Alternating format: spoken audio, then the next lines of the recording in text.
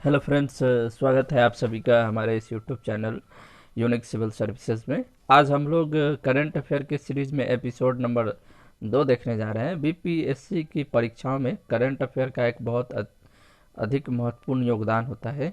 आइए चलिए शुरू करते हैं। सबसे पहला प्रश्न है, सुप्रीम कोर्ट के जिस रिटायर जस्टिस ने राष्ट्रीय मानवाधिकार आयोग यानी कि एनएचआरसी के नए अध्यक्ष के रूप में पदभार संभाल लिया है, उनका नाम क्या है? तो याद रखें, अरुण कुमार मिश्र जो है वो अब होंगे एनएचआरसी के नए अध्यक्ष। एनएचआरसी को क्या बोलते हैं? नेशनल ह्यूमन राइट्स रिसोर्स यानी कि राष्ट्रीय मानवाधिकार आयोग। नेक्स्ट प्रश्न की ओर चलते हैं। नेक्स्ट प्रश्न है, भारतीय उद्योग परिसंघ यानी कि सीआईआई का नया अध्यक्ष किसे नियुक्त किया गया है? याद रखें, नए अध्यक्ष टीवी नरेंद्रन होंगे। सीआईआई भारतीय उद्योग परिसंघ के नए अध्यक्ष टीवी नरेंद्रन होंगे। नेक्स्ट प्रश्न है, हाल ही में जिस राज्य सरकार ने अंकुर नाम की एक योजना शुरू की है, तो अंकुर नाम की एक योजना मध्य प्रदेश सरकार द्वारा शुरू की गई है। मध्य प्रदेश सरकार द्वारा किस अंकुर नाम की योजना को शुरुआत किया गया है? नेक्स्ट हम लोग देखते हैं, असम राइफल के नए महानिदेशक के रूप में जिसने अपना पदभार संभाला है, उनका नाम क्या है? तो याद रखें, असम राइफल के नए महानिदेशक लेफ्टिनेंट जनरल प्रदीप चंद्रन नायर को बनाया गया है।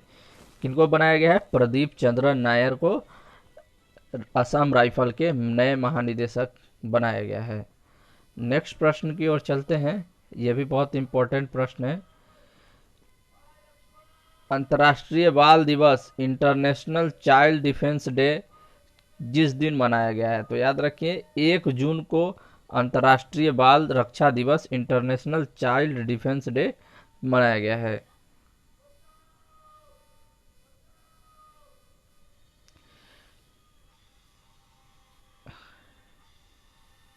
नेक्स्ट प्रश्न है, केंद्रीय मंत्रिमंडल में हाल ही में भारत और जिस देश के बीच सतत शहरी विकास के क्षेत्र में सहयोग समझौते को मंजूरी दी है। सतत शहरी विकास कहने का तात्पर्य क्या है? एक तरह से समझ सकते हैं, स्मार्ट सिटी बनाने के क्षेत्र में सहयोग या समझौता जो जिस देश के साथ हुआ है वो है जापान। जापान और भारत मिलकर भारतीय देश के राज्यों को स्मार्ट सिटी बनाने की योजना शुरू की गई है। नेक्स्ट प्रश्न है, जिस राज्य सरकार ने हाल ही में घोषणा की है कि ऐसे अनाथ बच्चों का नाम जिन 5 लाख रुपये शताब्दी जमा किया जाएगा जिनके माता पिता में से कम किसी एक की कोविड-19 से मृत्यु हो गई है। यानी कोविड-19 से अगर किसी फैमिली में माता पिता में से अगर किन एक की मृत्यु हो गई है तो उनके बच्चों के नाम 5 लाख रुपये जमा किए जाएंगे। वो कौन सा राज्य है? तो वो है महाराष्ट्र। महाराष्ट्र सरकार द्वारा ये घोषणा की गई है कि जिनके माता पिता की मृत्यु हो जाएगी ऐसे बच्चों को 5 लाख रुपया दिया जाएगा। ये बहुत इंपॉर्टेंट है बीपीएससी पॉइंट ऑफ व्यू से।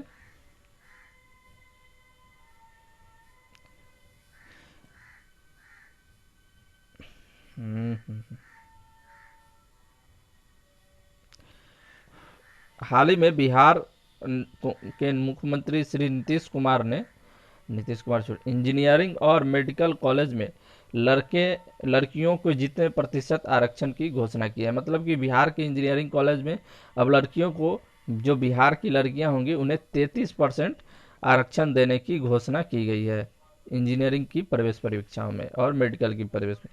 यह भी इंपॉर्टेंट प्रश्न है। विश्व साइकिल दिवस, वर्ल्ड बाइसिकल डे कब मनाया जाता है? तो याद रखेंगे 3 जून को विश्व साइकिल दिवस मनाया जाता है।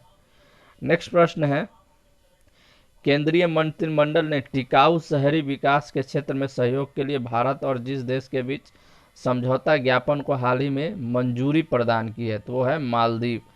मालदीव के साथ उन्होंने क्या है कि शहरी विकास के क्षेत्र में, मतलब शहरों को डेवलप करने के लिए भारत और मालदीव के बीच में एक समझौता ज्ञापन हुआ है ना। चलिए नेक्स्ट प्रश्न की ओर चलते हैं। यह भी इम्पोर्टेंट प्रश्न है। अंतर्राष्ट्रीय बाल रक्षा दिवस, इंटरनेशनल चाइल्ड डिफेंस डे कब मनाया जाता है? तो 1 जून को मनाया जाता है, याद रखिएगा।